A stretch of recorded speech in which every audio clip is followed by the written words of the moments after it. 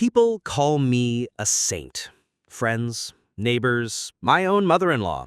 The way you care for her, Matt, they say, their eyes shining with that particular brand of reverent pity reserved for the spouses of the brave and suffering. You're an inspiration. For the last 4 months, I've accepted their condolences and their casseroles with a quiet, noble humility. I've held my wife Emma's hand through what she called the bad days and celebrated the good days. I've been the rock, the devoted husband standing by his wife as she fights stage 3 ovarian cancer. The only problem is there is no cancer. There is no fight. There is only a lie so vast, so monstrously elaborate, it has its own gravitational pull. Of course, I didn't know that then. Back then, my life was a ritual of caregiving. My world smelled of antiseptic wipes and the kale smoothies I made her every morning. I learned to talk in the hushed, hopeful tones of Cancer World, peppering my sentences with phrases like "one day at a time" and "healing journey." I held the electric clippers myself, my hand shaking as I shaved her beautiful blonde hair down to the scalp. She cried in my arms, and I told her she was the bravest person I had ever known. We were a team, a soldier and her most loyal medic. It was a beautiful, tragic, award-winning performance, and I was the only member of the cast who didn't have a script. There were hairline cracks in the story, of course, fissures in the narrative that I dutifully ignored because the alternative was unthinkable. The chemo sessions that left her tired but never nauseous. Her oncologist, a Dr. Albright, who was somehow never available to speak with me and whose name yielded 0 results online. The experimental treatment center she drove to twice a week, from which she would return smelling faintly of chlorine, like a public pool, not lavender and holistic healing. I'd ask questions and her answers would be vague, wrapped in the impenetrable jargon of medical privacy. It's my journey, Matt. You have to let me walk it my way. Who argues with that? Who questions a dying woman? Her shaved head became the ultimate symbol of her supposed bravery. Every night when we'd go to sleep, I would gently rub her scalp. I thought it was an act of love, of solidarity, a way to tell her that I loved her, not her hair. Now I know what it truly was, a prop, a daily tactile reminder of the depth of her sociopathy. She had sacrificed her own vanity, performed this extreme act of physical transformation, all to make the lie untouchable. It was brilliant in a terrifying, sociopathic way. You can't fake a shaved head. The lie came undone on a Monday afternoon. I was at my desk at the architecture firm, trying to focus on a set of blueprints, when my phone rang. The caller ID said Penn Medicine. I felt the familiar knot of anxiety in my stomach, assuming it was a change in her appointment schedule. I answered, my voice already full of practiced concern. "This is Matt Miller." A polite, cheerful woman's voice responded. "Hi, Mr. Miller. My name is Sharon from Oncology Patient Accounts here at the Abramson Cancer Center. I'm calling because your wife listed you as her primary contact, and we've been trying to reach her about a new patient intake appointment." I froze. Intake appointment? She's been a patient there for 4 months. There was a pause and the sound of keyboard clicks. "Sir," Sharon said, her voice full of professional confusion, "I have no one by the name of Emma Miller in our system. We have no record of her ever being a patient here." I don't remember saying goodbye to Sharon from Patient Accounts. The next thing I knew, I was sitting at my desk, the phone still warm in my hand, staring at a 3D model of a new library on my computer screen. It was a perfect, intricate rendering of a world that made sense, a world where foundations were solid and every line had a purpose. My own world had just been revealed as a cheap facade, built on nothing. The drive home was an exercise in extreme, almost frightening, calm. There was no rage, no tears, just a cold, silent clarity. It felt as if I had been living my life in a dense fog, and it had suddenly, brutally lifted. I wasn't a husband anymore. I was an investigator at a crime scene where I was also the only victim. I walked into my house, our house, and the smell of kale and lemon hit me. The scent of her wellness, her recovery, the scent of the lie. She was out at another one of her support group meetings. The time was a gift. I didn't need to look for journals or search her phone. The evidence of the last 4 months was laid out in a much more boring and far more damning place. Our credit card statements. I had been paying for everything, after all. The devoted husband takes care of the bills. I opened my laptop and started digging. It was a forensic accounting of my own downfall. There it was, line by line.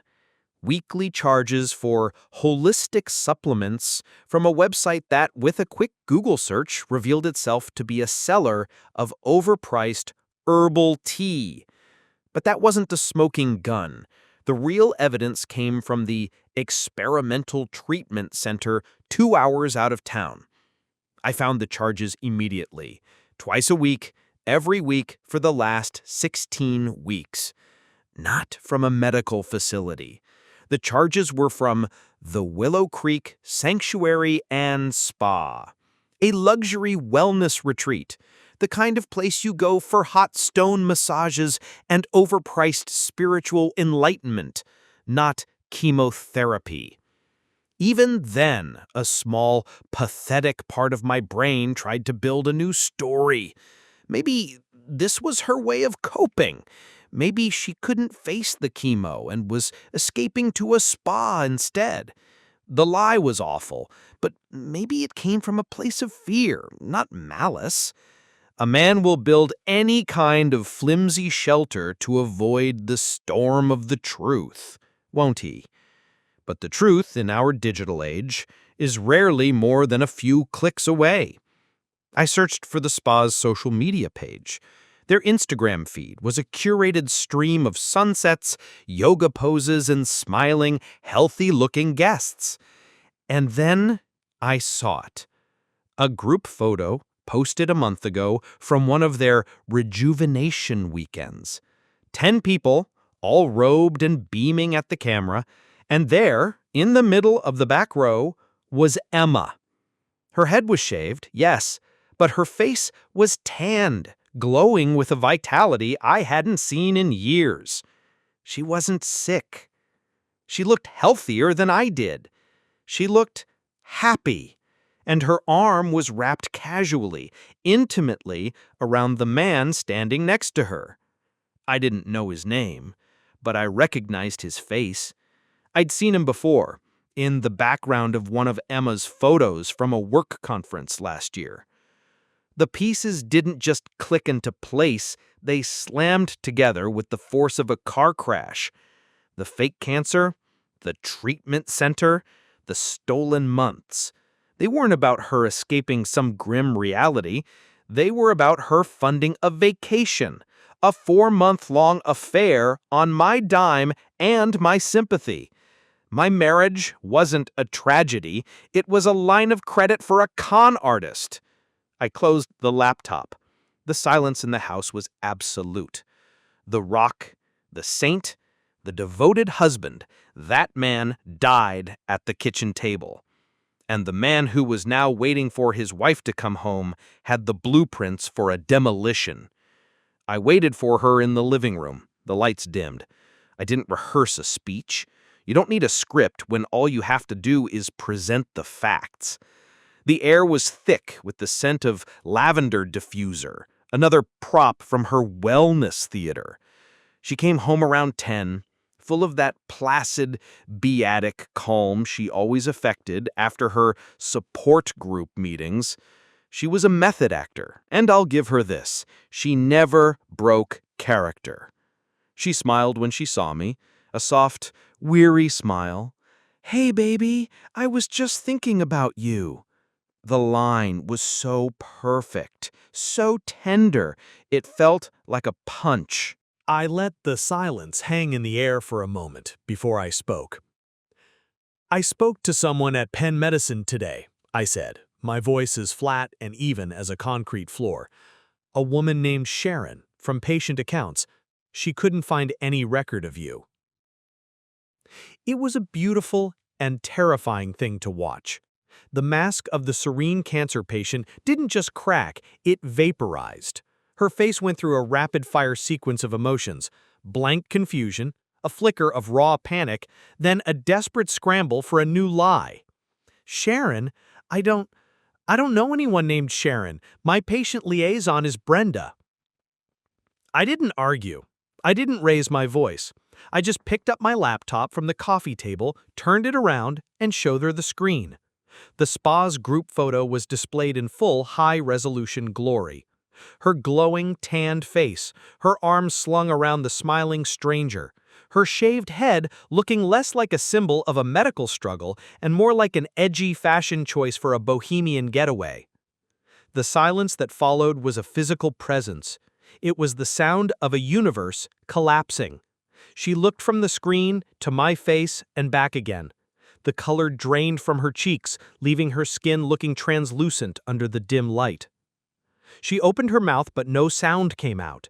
The con was over. The audience of one had finally read the reviews. And then she started to cry. But they weren't the tears of a remorseful spouse. They were the frantic, desperate tears of a caught criminal. It was a performance of grief, her last-ditch effort to reclaim the role of the victim. "I can explain," she sobbed, the words tumbling out between gulping breaths. "I was going to tell you. It's not what it looks like. I was scared. The stress. I just needed to get away." It was a pathetic, insulting scramble, but I didn't interrupt. I let her spin the new narrative, a story of a woman cracking under the phantom pressure of a phantom illness. It was like watching an architect desperately trying to hold up a collapsing building with their bare hands. As she wept, I felt nothing. No anger, no sadness. Just a profound, almost surgical detachment. The symbolic image that burned itself into my mind was of her shaved head, now a monument not to her bravery, but to the sheer audacious scale of her deceit. I let her crying jag wind down until it was just a series of pathetic, watery sniffles. "You should have just asked for a divorce, Emma. It would have been less work." This was the twist that she never saw coming. I wasn't going to yell. I wasn't going to break down. I was treating her spectacular, life-altering betrayal as a simple logistical failure. My calmness was more damning than any accusation. It told her that her grand drama, the lie she had spent months constructing, hadn't destroyed me. It had merely bored me. That look in her eyes, the sudden shock of being rendered irrelevant, was the first real consequence she had ever faced. The days that followed the great unraveling were a masterclass in emotional jujitsu. Emma, having failed to re-enlist my sympathy with tears, shifted her strategy. She adopted the role of the broken, penitent soul, a woman so lost in her own fear and confusion that she'd made a terrible, tragic mistake. The house filled with the cloying scent of remorse. She left handwritten notes on my pillow, long, rambling apologies filled with therapeutic jargon about finding her truth and losing her way. It was a new performance, just as calculated as the last. I didn't respond. My silence became a wall she couldn't climb. I moved into the guest room, creating a clear physical and emotional boundary. We were roommates now, cohabitating in a museum of a dead marriage. The quiet was its own form of torture for her. A narcissist like Emma needs an audience, even an angry one, to validate her existence. My indifference was her kryptonite. It told her that she no longer mattered. My own journey was internal. I didn't tell our friends. I didn't tell my family. Not yet. I couldn't bear the thought of their pity morphing into a new, more complicated form. I didn't want to see their faces as I explained that the saint they admired was actually the mark in a long con. So for now, the lie lived on, at least to the outside world. It became a bizarre secret that only the two of us shared, a toxic bond holding our dead marriage together. I contacted a lawyer. The first consultation was a sterile, clarifying experience. He was a no-nonsense man who had seen every flavor of marital dissolution. But even he raised an eyebrow when I laid out the facts. Faked cancer for 4 months to have an affair? That's a new one, he said, a flicker of what looked like professional admiration in his eyes. He laid out the grim reality of a no-fault divorce state like Pennsylvania.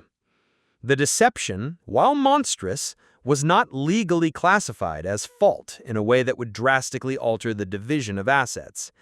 However, he pointed out a silver lining.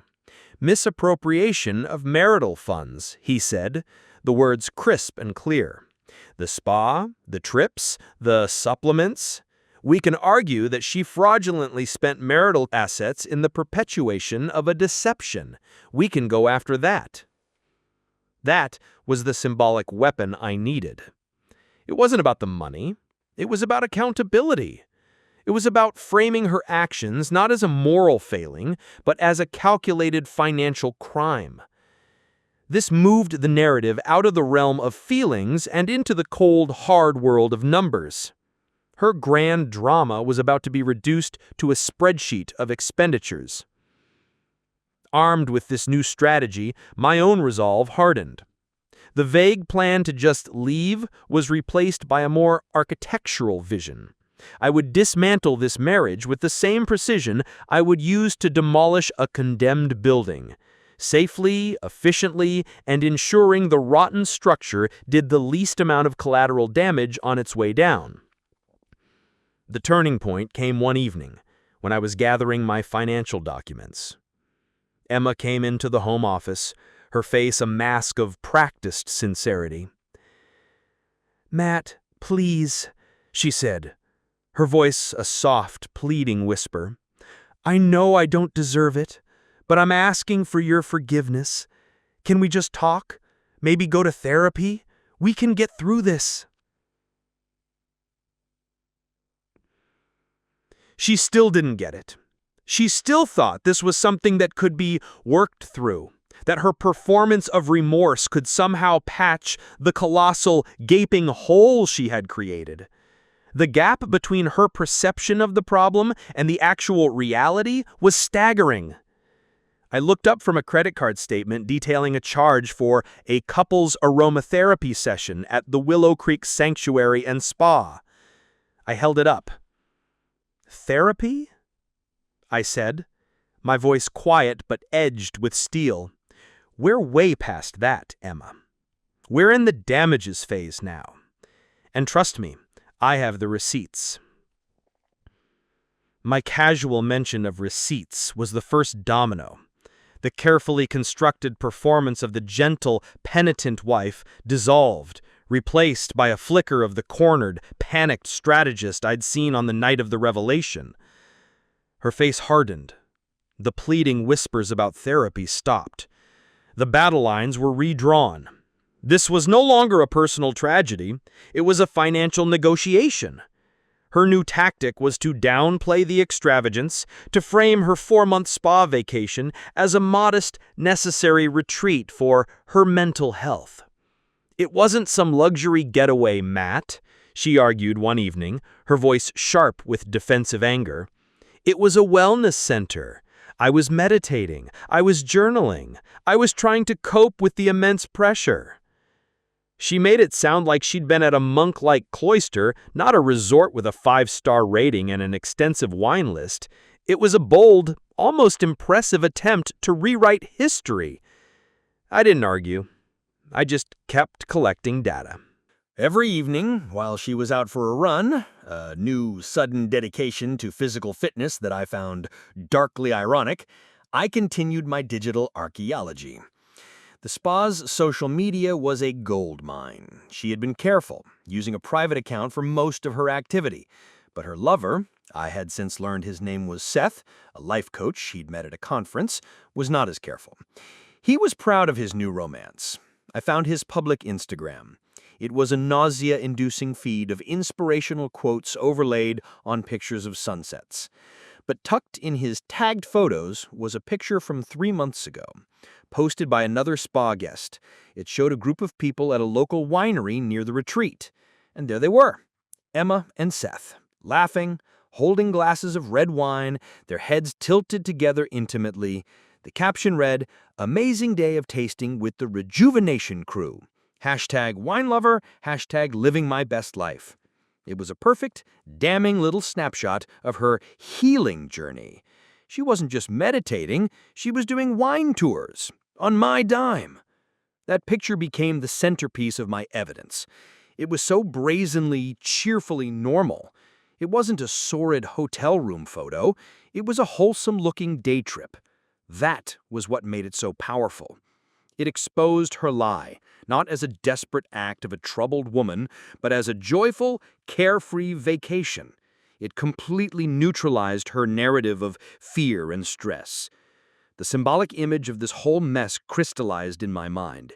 It was her wine glass in that photo, filled with expensive red wine.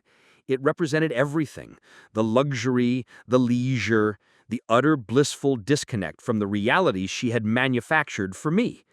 My life was kale smoothies and hushed conversations, while hers was Cabernet and careless laughter. This was when the first glimmer of a new plan, a final act, began to form.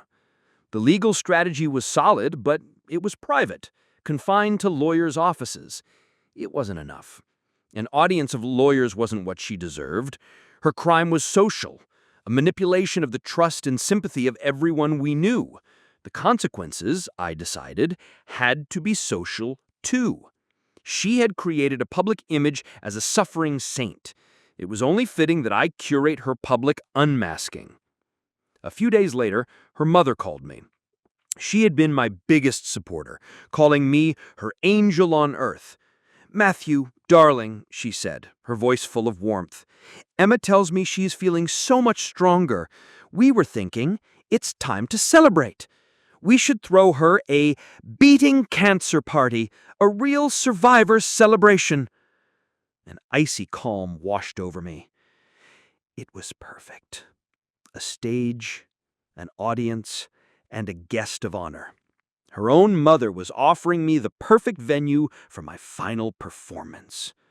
"That's a beautiful idea, Carol," I said, my voice infused with a warmth that was entirely counterfeit. "She deserves it. Let's make it a surprise." The Survivor's surprise party became my final project. I took on the planning with the same meticulous dedication I would for a high-stakes architectural bid. Her mother Carol was overjoyed at my enthusiasm.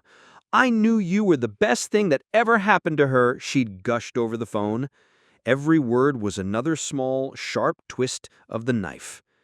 I coordinated with her friends, our friends, over a group text, my messages full of faux sentimental excitement. I booked her favorite restaurant for the private event, a place with big windows and a warm, inviting atmosphere, a perfect, well-lit stage. Emma herself was oblivious, but I could tell the final weeks of cohabitation were wearing on her. My calm, polite refusal to engage in her drama was clearly unnerving. She would try to pick fights, make passive-aggressive comments about the lawyer's letters, anything to get a reaction. I gave her nothing. I was a blank wall. Meanwhile, I was building a guillotine in the town square. My plan wasn't just to expose her. A simple, angry announcement would make me look unstable, vengeful. No, my presentation had to be an act of profound, undeniable truth-telling. It had to be delivered not with rage, but with a quiet, sorrowful authority.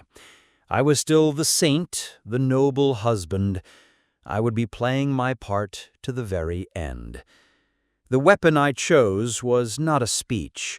It was a slideshow. I spent a night compiling the photos. It began, innocently enough, pictures of us from before the diagnosis, happy and smiling. Then, pictures of her after she'd shaved her head, looking brave and frail. Photos I had taken myself. The third section was where the narrative turned. It was a collection of screenshots from Seth's Instagram. Emma doing yoga by a glistening pool. Emma on a hike with a radiant smile. And the piece de resistance, the group shot from the winery. Her arm around him, glass raised in a toast to her best life. But I needed a finale. Something to tie it all together, something undeniable. I did something I'm not proud of, but it felt necessary. A final violating act in a marriage defined by violation. While she was in the shower, I took her car keys. In the glove compartment, tucked under a stack of napkins, I found what I was looking for. A stack of printed receipts from the Willow Creek Sanctuary and Spa. Receipts for massages, facials, and energy cleansing workshops. And at the bottom, one single receipt for a couple's weekend retreat package. The date on it was from 2 months ago. It was her anniversary present to herself and to Seth. I scanned the receipts along with screenshots of the credit card statements where I had paid the balance. The final slide of my presentation was a simple side-by-side comparison. On the left, a picture of her, looking wan and tired the day after a supposed chemo session. On the right, the winery photo. Underneath, a simple, devastating caption. 4 months, 2 stories. The symbolism of it all was overwhelming. I was an architect who had finally discovered that the building's entire foundation was fraudulent, and now I had the original blueprints to prove it. The day of the party arrived. Emma thought we were going out for a quiet dinner, just the 2 of us. To reconnect, she had said, a hopeful tremor in her voice. She spent an hour getting ready, carefully applying makeup to look healthy, but not too healthy. The performance was back on. As we drove to the restaurant, she put her hand on my knee. I know I messed up, Matt, but I really do love you. I just looked at the road, my hands gripping the steering wheel. I know, I said. It wasn't a lie. I knew she loved what I provided, the stage, the stability, the audience, and I was about to give her the biggest audience of her life. We walked into the restaurant's private dining room, and the trap sprung. 30 of our closest friends and family yelled surprise in unison. Emma's reaction was a masterwork. She feigned perfect teary-eyed shock, her hand flying to her mouth. She hugged her mother, she hugged her best friend. She accepted their praise and their adjuration like a returning war hero. She moved through the room, collecting accolades for a battle she never fought. Every hug was a lie. Every cheer was a nail in a coffin she didn't know she was building. I stood back, watching from the edge of the room, playing my part of the proud, supportive husband. The first hour was a pageant of her glory. People gave toasts. Her mother, Carol, cried as she talked about her daughter's incredible strength. She never once complained, Carol said, dabbing her eyes. She just faced it with so much grace. And Matt, you were her rock, a true angel. The room applauded. They applauded me. It was surreal. I was accepting praise for my role in a fiction, standing at my own character's funeral. Throughout the toasts, Emma would catch my eye from across the room and give me a small, grateful smile. Her look seemed to say, "See, we can get through this. We're a team." She genuinely believed her performance had won? That this party was a confirmation of her victory over a non-existent disease and, by extension, over my suspicions. She thought this was the final act of her play. She had no idea it was the opening scene of mine. The symbolic weight of it all was suffocating. The entire room, decorated with pink ribbons and balloons that said "Survivor," was a monument to a lie. It was a physical manifestation of her delusion and my silence. Every sip of champagne was a toast to her deceit. Every laugh was an echo in the empty chamber of our marriage. Finally, after the cake was served, Carol tapped her glass. "And now," she announced cheerfully, "I believe Matt wanted to say a few words. He's put together a little surprise of his own." All eyes turned to me. A friendly, expectant silence fell over the room. The restaurant staff dimmed the lights and lowered a large projection screen at one end of the room, just as I had requested. Emma looked at me, her eyes shining with love and anticipation. She thought she was about to receive her final tribute. I walked to the front of the room, my heart a cold, steady drum in my chest. I didn't feel nervous. I felt like an architect presenting a final design, a design that had been meticulously planned and was structurally flawless. I pulled the remote for the slideshow from my pocket. It felt heavy, like the trigger of a weapon. "Thank you, everyone, for coming," I began, my voice clear and steady. "You've all been such an incredible support to us these last 4 months. You've called, you've cooked, you've prayed. You've shown us the true meaning of community." I paused, letting the words hang in the air. I looked directly at Emma, who was beaming at me. "Your strength, Emma, has been an inspiration to us all. Your journey has been truly unbelievable. In fact, it's so unbelievable, I felt the need to document it, so we can never forget how truly remarkable this time has been." I raised the remote and clicked the button. The first slide, a picture of us in Paris a year ago, happy and oblivious, flashed onto the screen. The show had begun. The slideshow started gently, lulling them into a false sense of sentimental security. Happy photos of us from before, then the brave photos from after she'd shaved her head. There were murmurs of sympathy and admiration from the crowd. Emma dabbed a theatrical tear from her eye. Her mother beamed with pride. They were all captive, completely immersed in the narrative she had written. I was just the narrator, reading her story back to her. I let each photo sit for a moment before moving to the next, my commentary sparse and weighted with double meaning. "This was the day we found out," I'd say over a photo of us looking somber. "A tough day, but we knew we were in it together." I felt a strange sense of detachment, like I was watching this happen to someone else. I was a puppeteer, and everyone in the room, including me, was a marionette in this grim little play. Then we arrived at the third section, the turning point. The screen went black for a second, a silent, dramatic pause. Emma looked at me, a flicker of confusion in her eyes. I didn't meet her gaze. I just clicked the button. The image that flashed onto the screen was the group photo from the winery, bright, sunny, casual. 10 smiling people, with Emma and her lover, Seth, standing in the middle, his arm possessively around her waist, their wine glasses raised. A wave of confused silence washed over the room. You could feel the collective cognitive dissonance. That doesn't fit the story. People squinted, trying to place the image.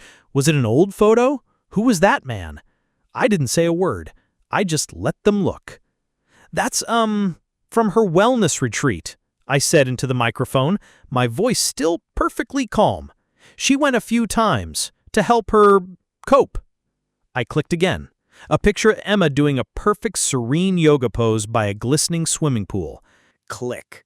A selfie of her and Seth, his face half in the frame, both of them looking ridiculously happy on a scenic hiking trail. With each slide, the whispers in the room grew louder, more frantic. The story was breaking apart. The seams were ripping open in real time. Emma was frozen in her chair. Her face, which had been a mask of beatific grace, had crumbled. She looked pale, waxen, a statue melting under a sudden, intense heat. She started to shake her head, a small, desperate motion, as if she could physically will the images off the screen.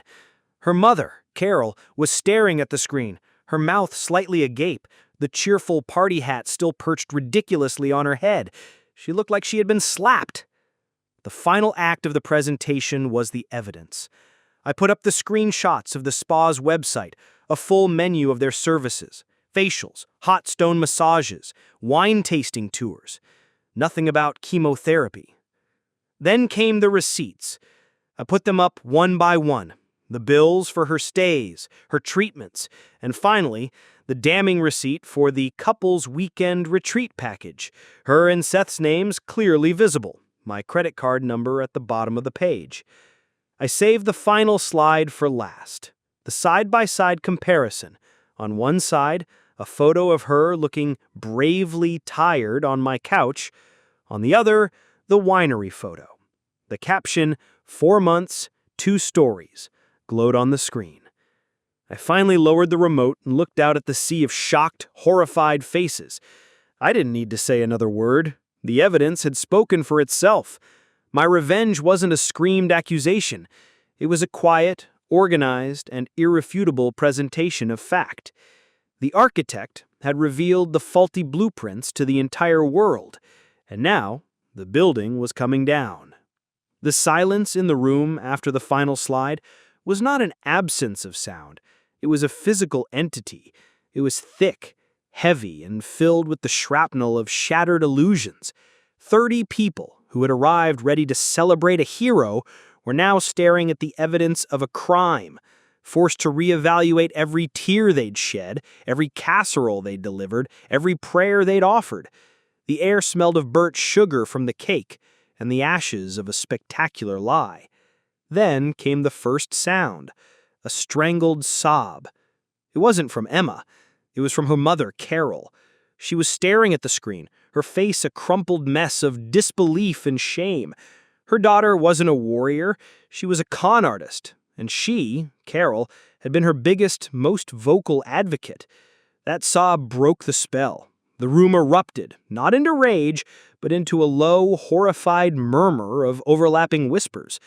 People weren't looking at me. They were looking at Emma. Their gazes were no longer filled with pity and admiration.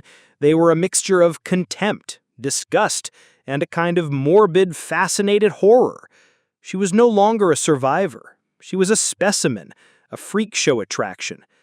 Emma finally moved. She stood up, her chair scraping loudly against the floor. She didn't look at her mother, or her friends, or me. She looked at the exit, her primal instinct for flight taking over. But there was nowhere to run. She was trapped in the center of the disaster she had created. Her face was a blank white mask of shock. The actress had forgotten all her lines. She opened her mouth, stammered something incoherent, then turned and fled from the room, pushing past a waiter carrying a tray of champagne glasses.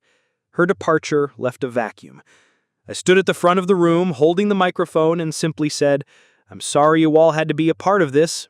The party's over." I placed the mic on the table and walked toward the exit myself, navigating the sea of stunned faces. No one tried to stop me. No one knew what to say. What do you say to the man whose life you've just watched get publicly demolished? I didn't go home. I drove to a cheap motel on the outskirts of the city, a place of transient anonymity. The symbolic image of my freedom was that grubby, impersonal room. It was ugly. It smelled like stale smoke, but it was honest. It was real, unlike the beautifully decorated lie I had been living in for months. My phone started blowing up within minutes. Texts and missed calls from everyone who was at the party.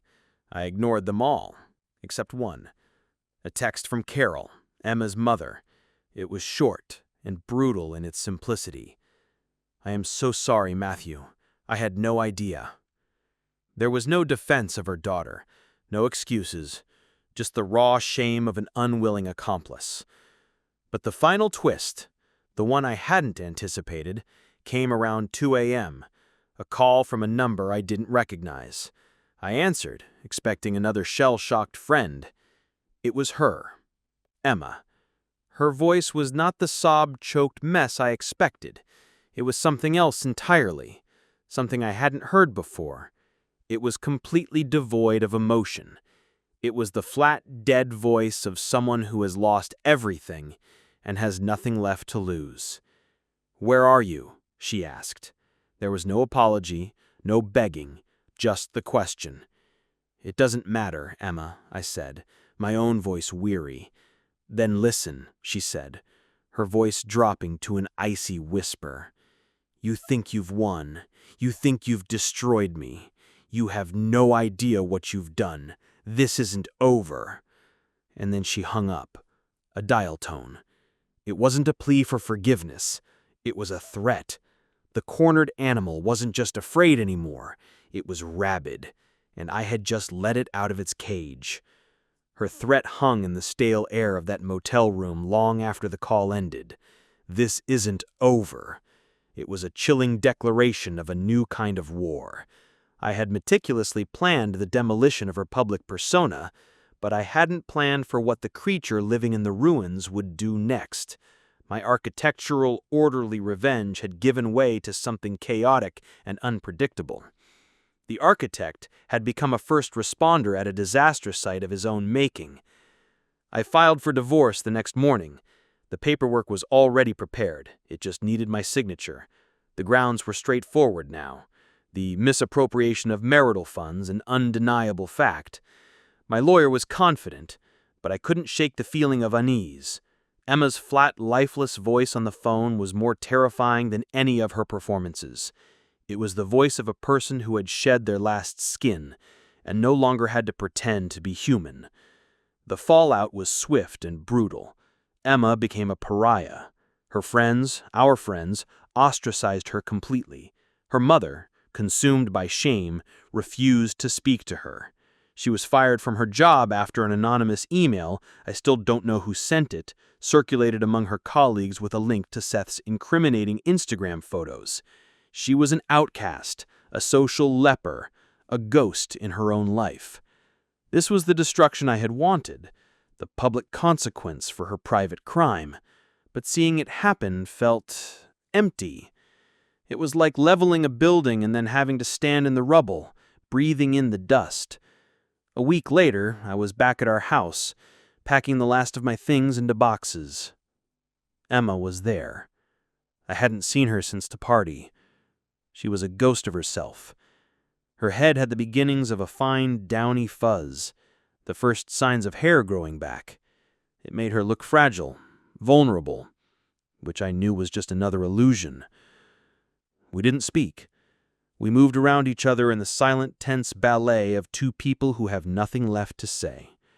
The final confrontation wasn't an explosion. It was a quiet, pathetic fizzle. She stood in the doorway of the now empty living room, holding a single framed photo of us, the one from Paris. "I really did love you then," she said, her voice a hollow whisper.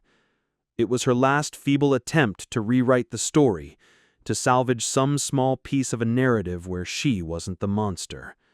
"No, you didn't," I said, not with anger, but with the quiet finality of a diagnosis. "You loved the idea of us.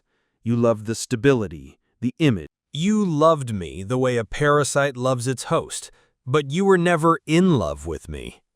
I picked up the last box, the one filled with the remnants of our life together. She just stared at me, and in her eyes, I finally saw the truth. There was no hatred, no sadness, just a chilling, bottomless emptiness, a void.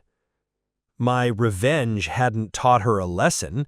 It hadn't made her a better person. It had just stripped her of her audience and her props.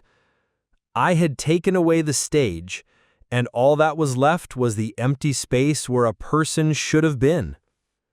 I walked past her and out of the house for the last time. As I drove away, I looked in my rearview mirror. She was standing on the porch, a small, solitary figure in the frame of the home we had shared. The symbolic image that will forever be burned into my mind is that. A woman standing alone in an empty house, her head covered in the first tentative growth of new hair, a testament to a sickness that was never there and a recovery that would never come. My revenge was complete. I hadn't just divorced a liar, I had exposed a void. There was no victory, no catharsis. I hadn't defeated an enemy, I had simply escaped a disease. And now, all I could do was drive and hope I wasn't contagious.